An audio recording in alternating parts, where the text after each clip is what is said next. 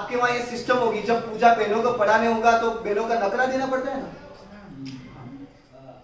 भगवान की पूजा के भी आज हमारे बहनें नखरे लेने लगी है। वो जो नकरा लेते हैं वो भगवान की पूजा का व्यापार करता है। भगवान की पूजा का जिसने व्यापार किया, जो भक्ति थी उसको व्यापार के रूप में परिवर्तित कर दिया, उसको दूसरे जन्म में शायद भाटचारण का अवतार मिलता है। उनको जैन शासन मिलेगा नहीं, जैन शासन हृदय से टच नहीं होगा। भगवान की भक्ति जहां करे वहां तो हमें जाके कुछ भगवान के दरबार में डाल के आना है। वहां से भी हम पैसा कमाने का कुछ प्रयास करेंगे तो वो सिर्फ पाप नहीं है, वो महापाप है भाग्यशाली। आप जैन है, श्राविका है। अच्छा, मैं आपको बोलूं कि आप कभी गुरु महाराज को रोटी बेराया, गुरु महाराज को आपके पास रोटी थी, आपने रोटी बेराया तो उसका पैसा लेते हो? क्यों नहीं लेते हो? क्यों नहीं लेते हो? रोटी देने के बाद बदले में लेना है तो क्यों नहीं लेते? मैं श्राविका हूं और भगवान की कृपा से रोटी मिली है तो रोटी का दान करना मेरा धर्म। अच्छा, आपके पास मोमबत्ती का टुकड़ा है, कापड़ की दुकान है, आपने गुरु महाराज को एक कपड़ा आके बेराया तो उसके बदले में रुपया लोगे? क्यों नहीं लोगे? मैं उनका सेवक हूं, भगवान की कृपा से मुझे जो भी मिला वो गुरु की भक्ति करना मेरा धर्म है। रोटी बेराना मेरा धर्म है, कपड़ा बेराना मेरा धर्म है। हाँ, मेरे पास नहीं है तो मैं नहीं बेरा पाऊंगा, मगर मेरे पास है तो मैं बेराऊंगा, तो वो मेरा धर्म है। बदले में मुझे कुछ लेना नहीं होता है, सही बात। तो जिनको रोटी मिली है तो वो रोटी गुरु को देगा, जिसको कपड़ा मिला है तो वो गुरु को कपड़ा देगा, जिनके पास कोई पात्र है तो पात्र का दान करेगा। वैसे भगवान के पास आप जाओगे, आपके पास चावल है तो आप चावल भगवान को समर्पित करोगे, किसी के पास मिठाई है तो मिठाई भगवान के चरणों में समर्पित करेंगे, उसके बदले में कुछ लेते। तो भगवान की कृपा से जिनको गाने की शक्ति मिला, भगवान की कृपा से जिनको गान करने की शक्ति मिला है तो अपने कंठ से वो स्वयं भगवान की भक्ति करेगा। और उसका पुण्य है कि 5-15 लोग उनको भक्ति करने के लिए बुलाते हैं तो 15, 25, 50 लोगों को भक्ति करने में सहयोगी बनने का सौभाग्य मिल रहा है।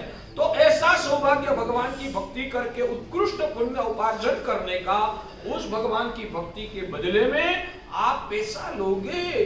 तो जैसे मैंने पहला तो बताया कि आपको जैन कुल नहीं मिलेगा, भाटचारण बनना पड़ेगा। दूसरे नंबर में ये कंठ का आपने दुरुपयोग किया पैसा कमाने के लिए, इसलिए जन्मांतर में आपको अच्छा कंठ भी नहीं मिलेगा।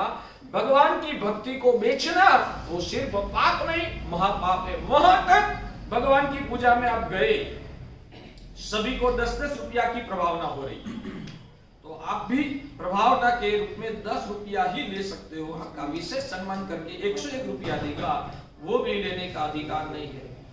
मुझे मेरे भगवान की कृपा से शक्ति मिली है, मैं भगवान की भक्ति में मेरा कंठ का यूज करता हूं, उसके बदले में सम्मान कैसे हो सकता है? तो सभी को 10 रुपया, तो मुझे भी 10 रुपया ही, उससे ज्यादा नहीं होना चाहिए। सभी को 100 रुपया की प्रभावना करते हो तो मैं 100 रुपया लूंगी, मगर सब साथियों को जितना देते हो उससे ज्यादा 1 रुपया भी भक्ति के निमित्त लेना वो पाप है भाग्यशाली।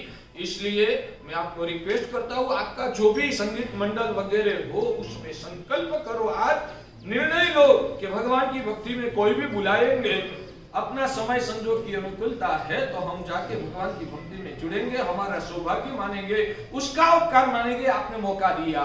और संजोग अनुकूल नहीं है तो नहीं जाएंगे, मगर भगवान की भक्ति के बदले में 1 भी रुपया हमें लेना नहीं। आप बोलो हमारे से हम रुपया हमारे घर में नहीं ले जाएंगे, उस रुपये से हम तीर्थ की यात्रा नहीं, तीर्थ की यात्रा करनी है तो घर के खुद के पैसे से करो।